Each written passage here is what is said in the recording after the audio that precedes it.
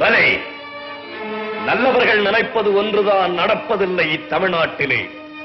எட்டப்பன் ஒருவன் தான் இருக்கிறான் என்று நினைத்தேன். அவன் நல்லவன் என்பதை காட்டிவிட்டார் என் அரிய நண்பர் புதுக்கோட்டை அரசர் ராஜராஜ ராஜாதிர். தமிழன் முழுவதும் மானம் இழந்து விடவில்லை என்பதற்கு சான்றாக உணர்ச்சிக்கு ஓர் மூலையில் இடஒதுக்கி இருக்கிறாரே என்னுடைய நண்பர். அவருடைய புகழ் வாழ்க. எல்லாம் அவள் செயல். என்னை பெற்றவள் அந்த நாசக்காரி என்னை அழித்தே இருந்தால் இப்படி நாயினும் நலிந்து நான் வாழ வேண்டி வருமா?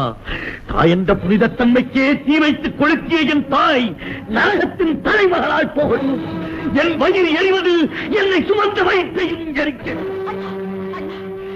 தயவு செய்து சாந்தம் கொள்ளுங்கள். ஆசிப்பெனமோ சுத்தமா இருந்தது.